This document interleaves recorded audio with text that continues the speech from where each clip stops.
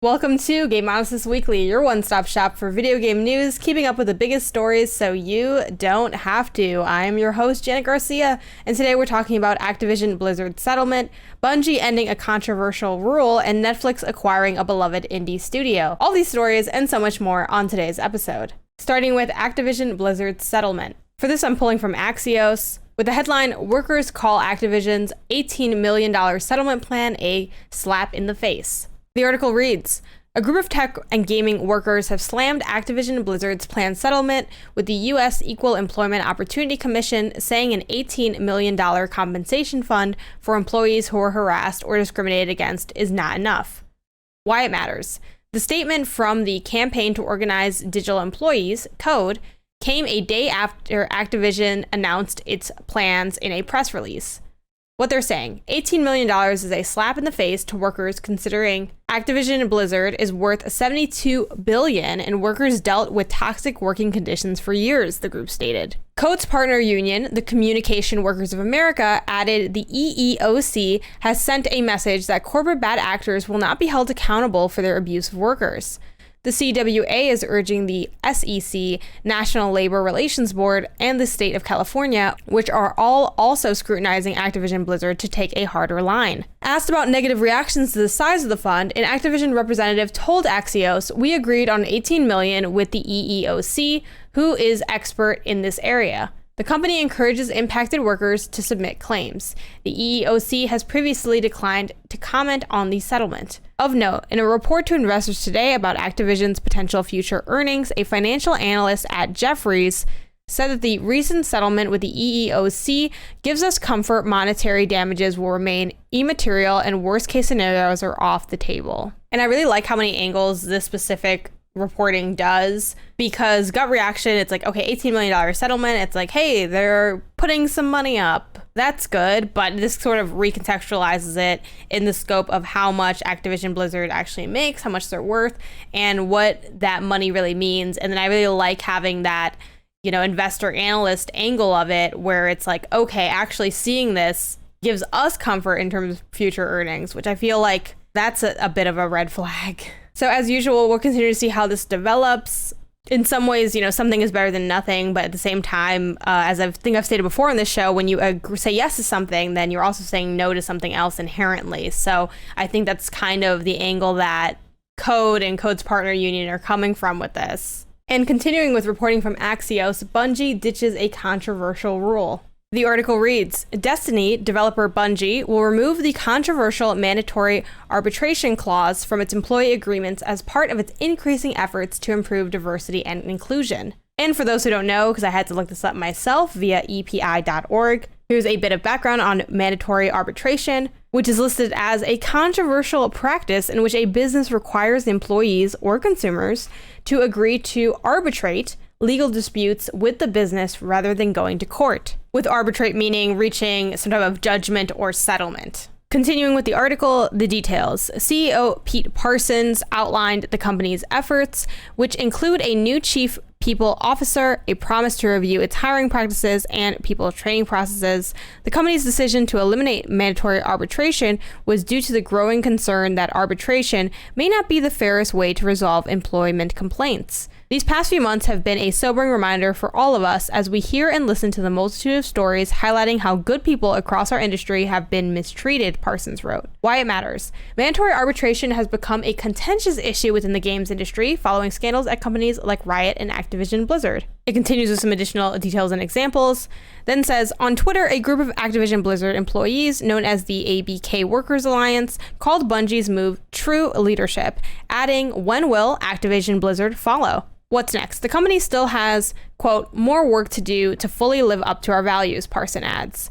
It is our responsibility to keep you safe, to earn your trust, and to ensure you have supportive channels to share your experiences and to demonstrate through our actions that we hold everyone at every level to the highest standard of personal and professional behavior. So this is great news, and as mentioned in the article, alluding to like other studios' perspectives and teams' perspectives, hopefully this sort of cuts across the industry and we see more of this. It was funny because looking up, details on like what is mandatory arbitration and what does it mean in practice, like one of the common Google searches is like, is this legal and why is this legal? Because it definitely is does seem to, side more with the company than anything else. Like, who stands to benefit from this is mostly the company.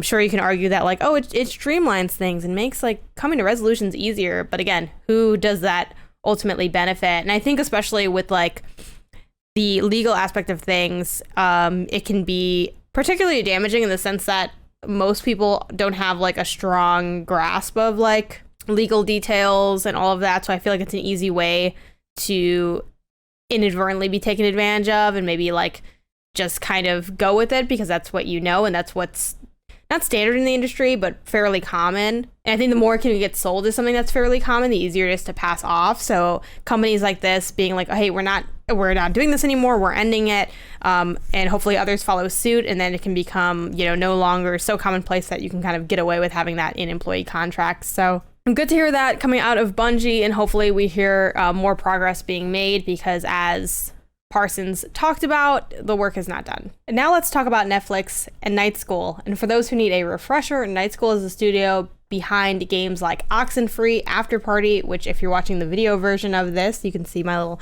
After Party Red Solo cup that I have. They've also made games like Next Stop Nowhere and Mr. Robot. They have a post on their official website that reads, "We are joining the Netflix team." The post reads, "As of today, Nightschool Studio is joining the Netflix team.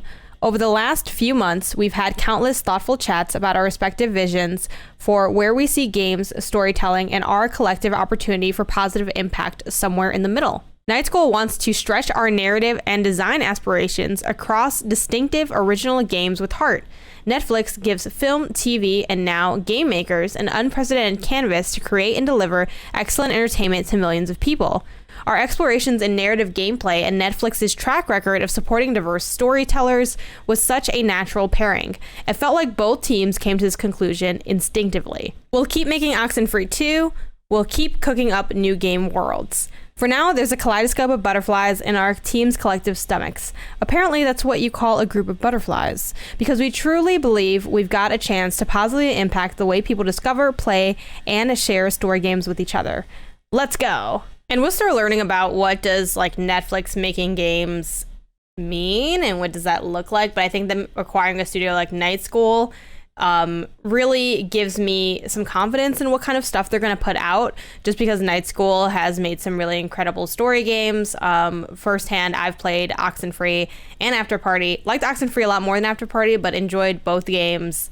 And for them to pick a studio like Nightschool, it feels like they really know like what's going on in the narrative space of games, because I think that's such like a smart pick and it totally makes sense. And also Nightschool has done sort of trippy, interesting, semi-horror type stuff or like eerie mystery stuff. So like one of the first posts like I saw people talking about was like, oh, a Nightschool Stranger Things game won, right? And I believe Netflix also recently released like what are their most streamed things, and Stranger Things was one of them. I'm not saying that Nightschool is gonna make a Stranger Things game, but it just feels like that's definitely a type of story, like the kind of eerie mystery stuff that people enjoy on their platform. And as far as like the choose your own adventure store on Netflix, I've actually really liked that, with Bandersnatch being my favorite of those. They don't have that many. They kind of have more on like the kids section. Like they have like a Minecraft one for kids.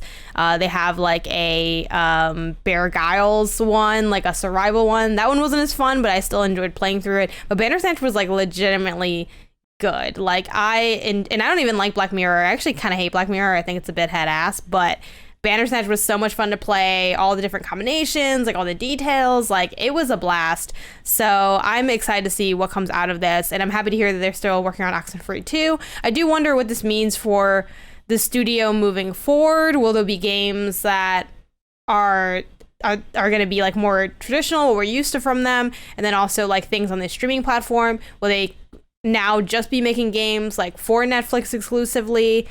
I feel like that would be what happens, because like that makes sense. I don't know. I guess they could do both. That there's no reason not to. It's different market spaces.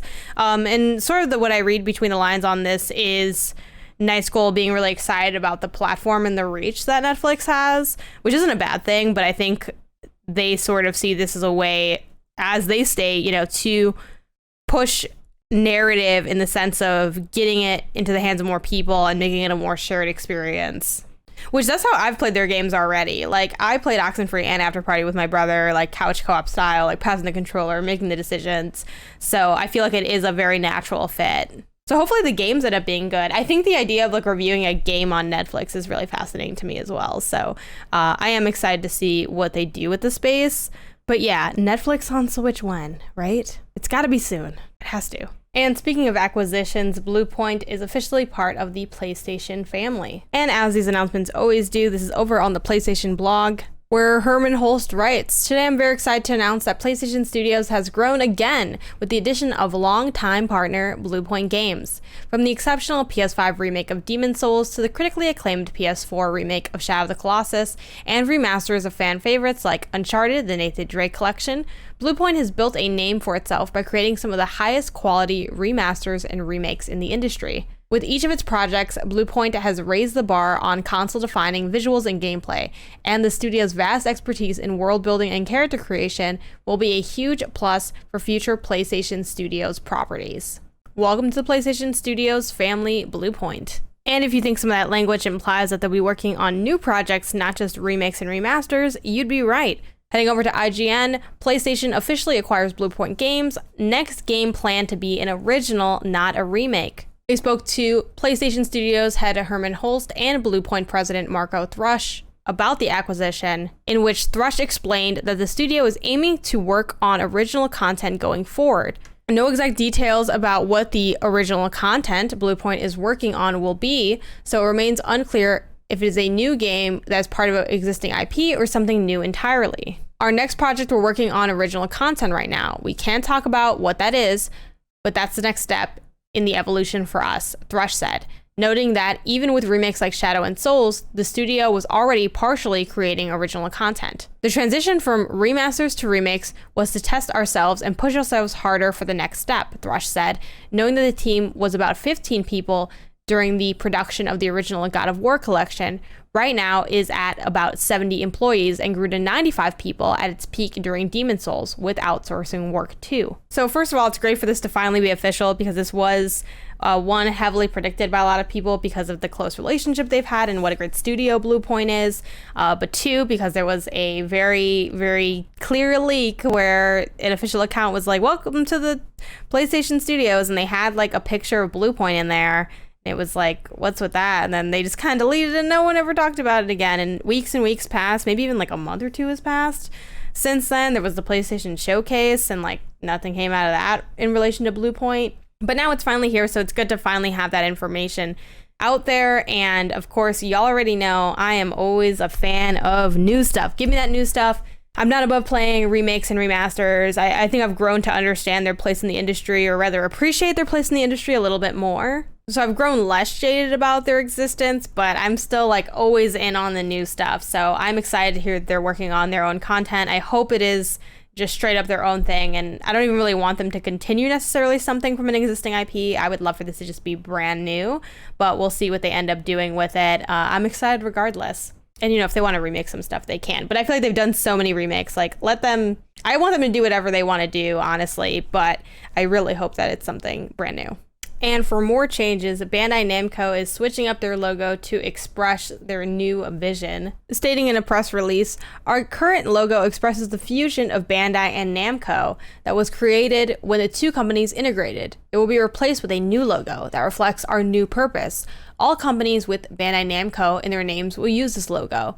And in principle, companies with and without Bandai Namco in their names will display this new group logo on all their products and services." And again, if you're watching the video version, you can see this, but if not, it says Bandai Namco, and it has like a pink speech bubble around it. It's like a boxy speech bubble. And underneath it says, "Fun for all into the future," which is, you know, leaning into that new purpose part. And they do discuss the concept a little bit, saying the new logo's speech bubble motif expresses the potential of the brand to connect with people around the world and inspire them with amazing ideas. The speech bubble also represents Japan's manga culture that has become so popular everywhere. The logo stands for our determination to communicate with fans worldwide, to connect with our fans, and to create entertainment unique to Bandai Namco. The magenta, so it's not pink, it's magenta, used as the motif color, not only represents diversity, but also creates a bright and fun impression and is easy to reproduce. I'll be honest, I'm not getting like diversity from magenta, but I guess just like a less, honestly, I think they maybe leaned into that because it's a more feminine color because it's lighter. And maybe that's what they mean by like it represents diversity. The bright fun, I can get that, especially in comparison to like their older logo, which was like very like orange and yellow, which it could be fun in its own way. Overall, I'm not a big fan of this. I don't really like it. I like the old one better, but the old one does look old.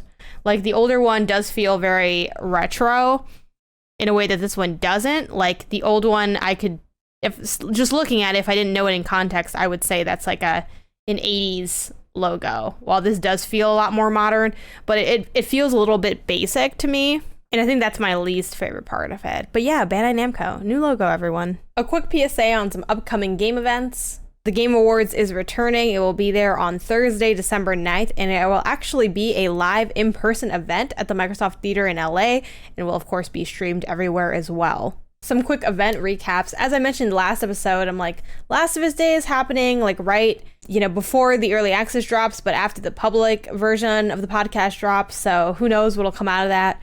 And spoilers, not a lot came out of that, but let's do a quick recap of what we did find out.